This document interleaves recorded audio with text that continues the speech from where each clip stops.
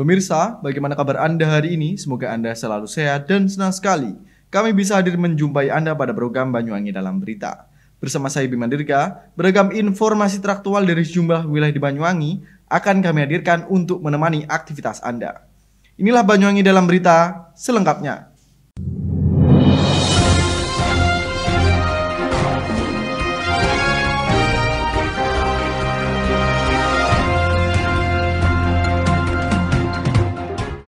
Baik pemirsa, mengawali berita hari ini, kasus persetubuhan anak di bawah umur kembali terjadi di Banyuwangi. Kali ini menimpa siswi bangku sekolah menengah atas di wilayah Kecamatan Celuring di penghujung bulan Oktober. Ironisnya, pelaku yang tidak lain adalah ayah tiri korban mengaku tidak kuat menahan hawa nafsu untuk menyetubuhi korban, lantaran sering mengintip anak tirinya tersebut mandi dan ganti baju di dalam kamar.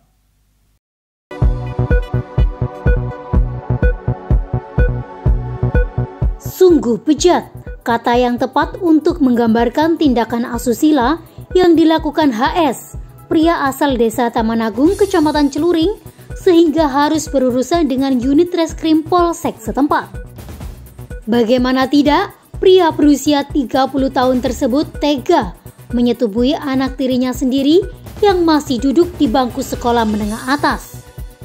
Di hadapan penyidik, dirinya mengaku melakukan tindakan amoral tersebut lantaran semenjak tinggal satu atap dengan korban usai menikahi ibu kandungnya pada 2015 yang lalu, pelaku sering mengintip korban saat mandi maupun ganti baju di kamarnya. Merasa tidak nyaman dengan perbuatan menyimpang bapak tirinya tersebut, korban berinisiatif kabur dari rumah. Apesnya saat kembali ke rumah, handphone milik korban malah disita oleh pelaku dengan dalih memberi hukuman kepada korban lantaran pergi meninggalkan rumah tanpa izin. Namun itu hanyalah tipu daya pelaku untuk bisa melancarkan niat terselubungnya agar bisa menyetubuhi korban. Dan benar saja, saat rumah dalam keadaan sepi, pelaku kemudian mengancam tidak akan mengembalikan handphone milik korban jika tidak mau melayaninya. Karena takut dengan ancaman pelaku, korban akhirnya mau melayani nafsu bejat sang ayah tiri. Jadi memang benar, pada tanggal 2 November 2021 itu kita telah menerima laporan dari ibu korban bahwasannya anaknya telah disetubuhi oleh ayah tiri dari korban. Di kejadian itu di wilayah Kecamatan Celuring, di rumah tersangka atau ayah tirinya itu. Kita lakukan penyidikan lanjut sesuai dengan Undang-Undang Perlindungan Anak, Undang-Undang Nomor 17 Tahun 2006. Kita perkenakan pasal 75D J 81 ayat 1, 2, 3 Undang-Undang 17 tahun 2006 tentang perlindungan anak. Ancaman hukumannya 5 sampai maksimalnya 12 tahun. Selain mengamankan pelaku yang kini sudah ditetapkan menjadi tersangka, polisi juga mengamankan 1 unit telepon genggam, sejumlah pakaian dalam milik korban, serta pakaian dalam milik tersangka untuk dijadikan barang bukti. Dan untuk mempertanggungjawabkan perbuatannya, tersangka langsung dijebloskan ke dalam sel tahanan Mapolsek Celuring. Dari Banyuwangi, Jawa Timur, Eko Purwanto, Banyuwangi 1 TV melaporkan.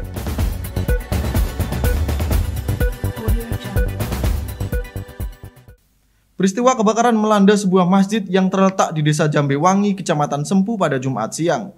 Api yang diduga berasal dari hubungan pendek arus listrik tersebut menghanguskan atap bangunan beserta gudang penyimpanan milik masjid. Jumlah perlengkapan sholat yang tersimpan dalam gudang penyimpanan juga tak luput dari lahapan si jago merah.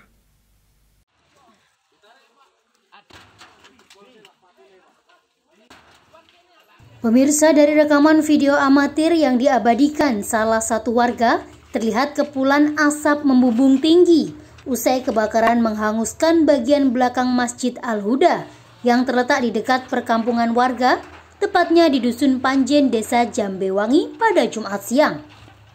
Terlihat petugas kepolisian serta warga setempat berusaha memadamkan api dengan alat seadanya, agar api tidak cepat merembet ke bagian bangunan yang lainnya.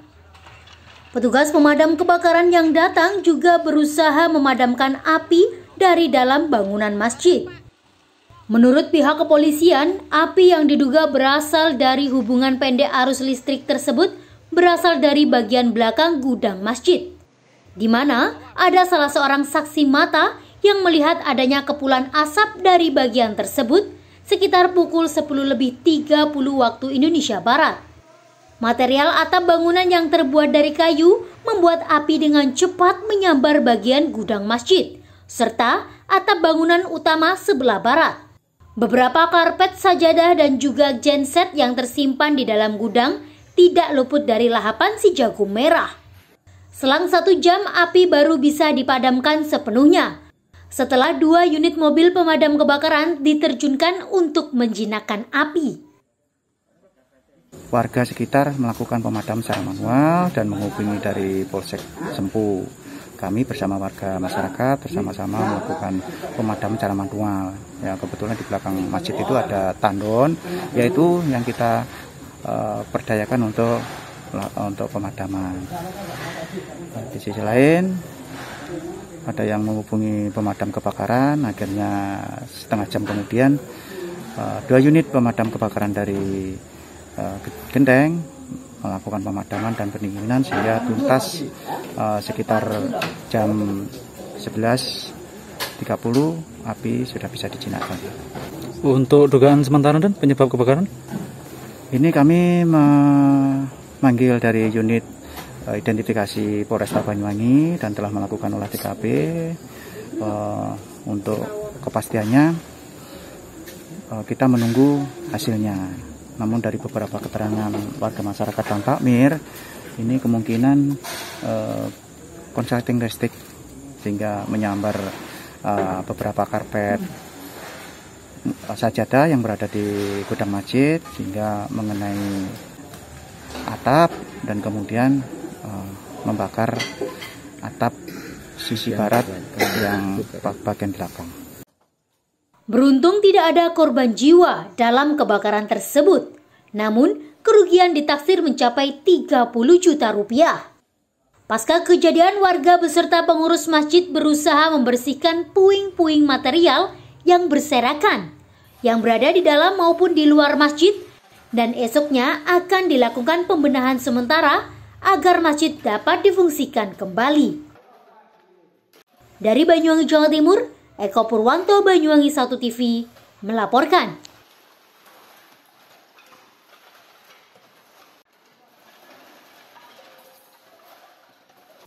Maling kosmetik di Banyuwangi yang videonya sempat viral di media sosial akhirnya berhasil ditangkap tim Satreskrim Polresta Banyuwangi Jumat siang.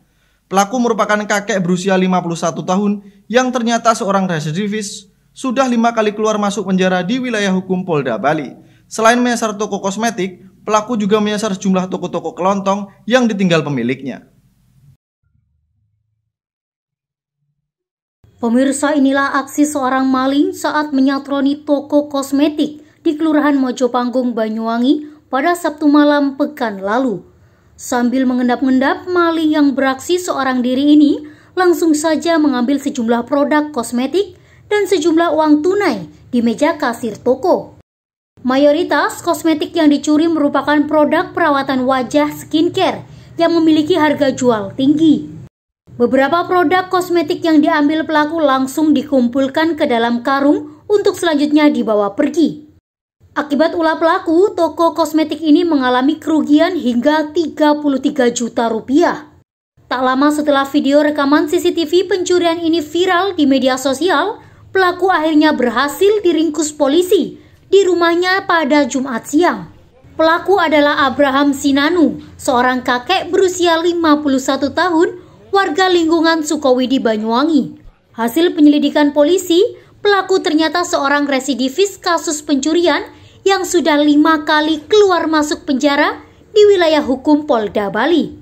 Sementara di Banyuwangi, pelaku tak hanya 1 kali ini saja beraksi. Selain toko kosmetik, pelaku juga pernah menyatroni sebuah toko kelontong dan mengambil puluhan slop bungkus rokok hingga korbannya mengalami kerugian puluhan juta rupiah. Dalam menjalankan aksinya, pelaku selalu menyasar toko yang ditinggalkan pemiliknya.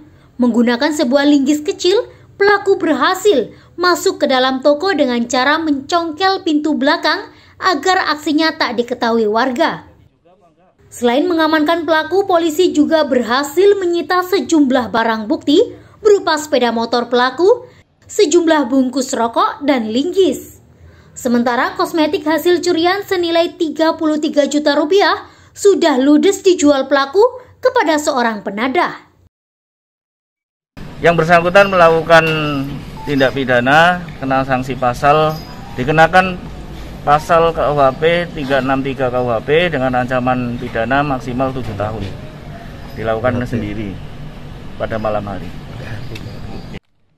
Kasus pencurian ini masih terus didalami pihak kepolisian.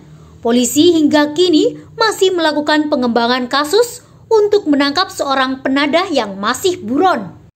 Atas perbuatannya, pelaku dijerat polisi dengan pasal 363 KUHP dengan ancaman hukuman maksimal mencapai 7 tahun penjara. Dari Banyuwangi, Jawa Timur, Tim Liputan Banyuwangi 1 TV melaporkan. Mendengar kata limbah tidak lebih dari suatu yang dibuang begitu saja. Namun, apa jadinya jika limbah minyak ikan lemuru tidak terpakai diolah menjadi bahan mentah bernilai rupiah? Lewat otak-atik limbah yang dilakukan pria asal Kecamatan Muncar, yang satu ini ternyata mampu mendatangkan untung hingga jutaan rupiah per harinya. Pemirsa, di bangunan semi permanen yang berjarak 2 km dari pelabuhan TPI Muncar inilah Sulaiman, pria asal desa Kedung Rejo, Kecamatan Muncar, mengolah limbah minyak ikan lemuru menjadi bahan mentah bernilai rupiah. Siapa sangka ide bisnis yang dirintis semenjak tahun 2011 yang lalu kini menjadi ladang mendulang rupiah bagi bapak 3 orang anak tersebut. Dengan dibantu 1 orang karyawan setiap harinya, Sulaiman mampu mengolah puluhan hingga ratusan kilogram limbah padat minyak ikan lemuru yang berasal dari barik pengolahan ikan setempat menjadi minyak mentah bening yang ia sebut penggunanya sebagai bahan pencampur makan ternak. Alat pengolahannya pun terbilang cukup sederhana alias masih jadul, mulai dari tungku pembakaran berukuran besar, timba sebagai alat pemindah, sampai dengan tenaga ekstra saat berjibaku melawan lengket dan kepulan asap. Proses pengolahannya pun hampir mirip seperti membuat dodol, namun waktu lebih singkat, yakni membutuhkan waktu 1 hingga 4 jam selama proses pembakaran, tergantung jumlah serta kualitas dari limbah ikan yang didapatkannya. Selama proses memisahkan kotoran yang menempel dibutuhkan suhu yang tinggi dan stabil. Maka dari itu, Sulaiman lebih memilih kayu bakar yang dinilainya memiliki suhu yang stabil dibandingkan gas LPG, di samping sifatnya yang lebih efisien dari sisi biaya operasional. Meski sering dipandang sebelah mata lantaran terlihat kumuh dan bau, namun siapa sangka dari bisnis otak-atik limbah tersebut, Sulaiman mampu menghasilkan uang hingga jutaan rupiah per harinya. Yang sering itu ikan lemuru. Prosesnya sampai berapa lama Pak? Dari mulai awal sampai akhir? Tergantung dari banyaknya. Kalau memangnya barangnya cuma 1 drum atau 2 drum itu termasuk cepat, paling tidak ya 1 jam sudah selesai prosesnya. Tapi kalau sampai 10 drum itu lain lagi, paling tidak membutuhkan waktu sampai 4 jam. Kalau musim minyak ikan seperti ini, kalau musim minyak ikan per hari terus terang aja saya pernah mendapatkan keuntungan 500.000, terkadang ya termasuk 300 ya. Pernah saya termasuk 1 hari itu ngambil minyak dari perahu-perahu itu.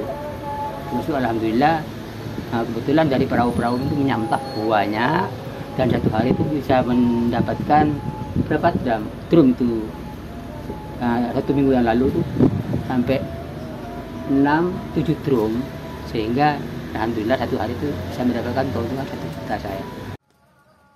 Jika kesulitan mendapatkan bahan baku dari pabrik pengolahan ikat maupun nelayan sekitar, agar roda usaha tetap berputar, Sulaiman terkadang mendatangkan bahan baku dari luar daerah, seperti dari Pasuruan dan juga Surabaya. Dari Banyuwangi, Jawa Timur, Eko Purwanto, Banyuwangi 1 TV melaporkan.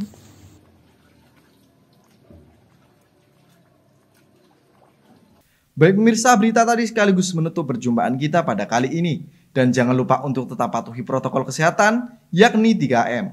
Memakai masker, mencuci tangan, dan menjaga jarak. Saya Bima Dirga beserta kerabat kerja yang bertugas, pamit undur diri. Tetap jaga kesehatan dan sampai jumpa.